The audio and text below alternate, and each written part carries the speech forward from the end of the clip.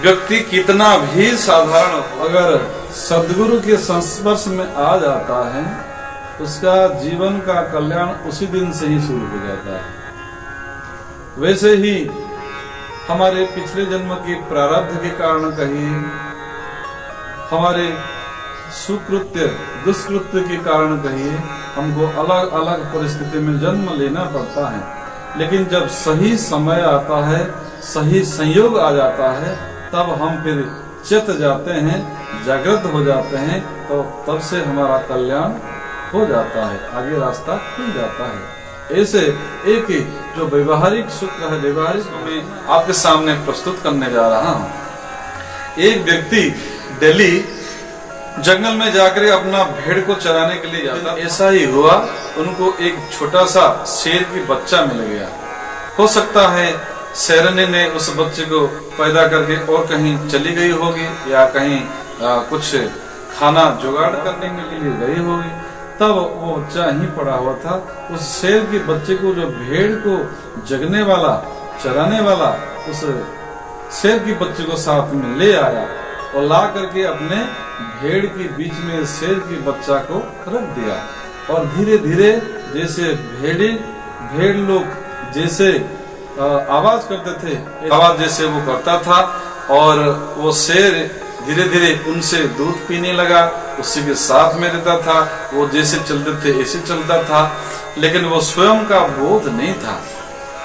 उस भेड़ बकरी को चराने वाला व्यक्ति एक दिन फिर, जब शेर का बच्चा धीरे धीरे थोड़ा बड़ा हो गया था, जंगल में गया था चराने के लिए, तब एक दिन एक बड़ा सा शेर आया, जैसे हुंकार मारा, तब सारे के सारे भेड़ बकरी जो साथ में गए थे सब दौड़ के चले गए। अब उस समय में जो जगने वाला किसी पेड़ के ऊपर चढ़ गया, और जो शेर की बच्चा था उतना तेज दौड़ के नहीं जा पाया, क्योंकि उसी की तरह चल रहा था, क्योंकि वो स्वयं भेड़ तो था ही नहीं है। शेर की बच्चा भेड़ के बीच में रह गया था। तब जो बड़ा वाला शेर दहाड़ा, तब उस समय देखा सारे के सारे चले गए। उस समय आके देखा कि एक शेर का बच्चा उस बीच में है।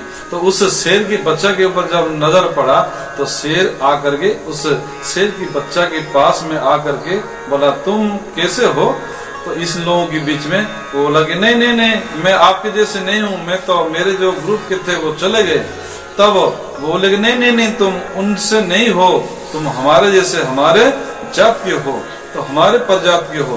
तब उस शेर के बच्चे को ले करके उन्होंने एक पानी के कुएं के पास ले गए, और कुएं के पास ले करके वो बड़ा वाला शेर बोला कि देखो, तुम अपने को देखो, मेरे को देखो। तो शेर का बच्चा स्वयं को देखा और बड़ा वाला शेर को देखा पानी के अंदर, उन्हीं के जैसे चेहरा लग रहा था। लेकिन उनकी आंख में कभी तो बड़ा शेर को नहीं देखा था, अपने स्वयं का चेहरा तो खुद को भी नहीं दिखता है, और दूसरे जो भेड़ लोगों को देखता था वही स्वयं को ऐसा ही समझ रहा था। तब उनको बोध हुआ कि वास्तव में जिन लोगों के बीच में वो रहता था तो ऐसा तो नहीं दिखाई दे रहे थे, और मेरे जैसे तो यही दिखाई दे रहे हैं। और जैसे पानी में देखा, स्वयं को बोध हुआ। तब शेर ने बोला, तुम ऐसे ही नहीं दिख रहे हो, मैं जैसे दहाड़ रहा हूँ, तुम थोड़ा दहाड़ के देखो। तो वो बोले कि देखो, मैं जैसे आवाज करूँ तुम भी आवाज करो। जैसे शेर आवाज किया, दहाड़ा, हाँ का आवाज किया, तब शेर की बच्चा मुंह से तो आवाज नहीं ले रहा था, वो भेड़ बकरी जैसे मैं कर रहा था। और जब फिर बार बार रिपीट किया, दहाड़ने के लिए उसको प्रेरणा दिया, तो उसके मुंह से शेर की जैसे आवाज निकला, हाँ हाँ जैसे आवाज किया। तब समझ गया कि वास्तव में वो भेड़ नहीं था, वो शेर का ही बच्चा था। जब शेर के संबंध में आ गया शेर का बच्चा, स्वयं को समझ पाया कि मैं वास्तव में शेर हूँ या भेड़ हूँ। उसी तरह मनुष्य एक साधारण परिवेश में जन्म लेता है, साधारण परिवेश में बढ़ पलता है, लेकिन जब सच्चे गुरु के संस्पर्श में आ जाता है, गुरु को पहचान लेता है, स्वयं को पहचान लेता है, और गुरु स्वयं में स्वयं का संबंध को जान लेता है, तो जीवन का कल्याण उस दिन से रास्ता खुल जाता है। वास्तव में संसार, मनुष्य शरीर प्राप्त करना तो बहुत सहज है, लेकिन मनुष्यता प्राप्त करना बहुत कठिन है। इसलिए मनुष्यता प्राप्त करने के लिए हमको गुरु का सहारा लेना पड़ेगा। हम जो आत्मज्ञान की खोज करते हैं, आध्यात्म के बारे में जानना चाहते हैं, सच्चा आध्यात्म को समझने वाला, आत्मज्ञान को जानने वाला, आत्मज्ञान से स्वयं जीवन जीने वाला गुरु के संस्पर्श में आ जाएंगे तो हम स्वयं गुरु के साथ जुड़ करके स्वयं भी अपने अंदर गुरुता को प्राप्त कर सकते हैं, आत्मज्ञान को प्राप्त कर सकते हैं, आत्म कल्याण कर सकते हैं। निश्चित रूप से तब हमारा कल्याण हो सकता है।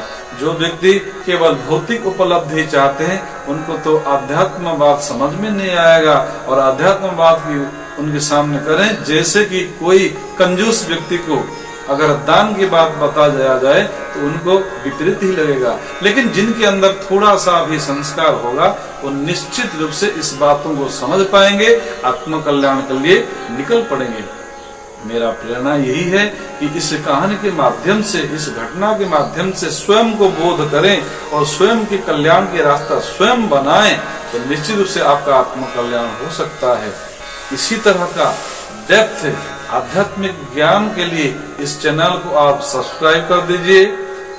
इस तरह का ज्ञान को आगे बढ़ाने के लिए आप लाइक करिए, शेयर करिए, जिससे आपका भी कल्याण होगा और दूसरों का भी कल्याण होगा। धन्यवाद।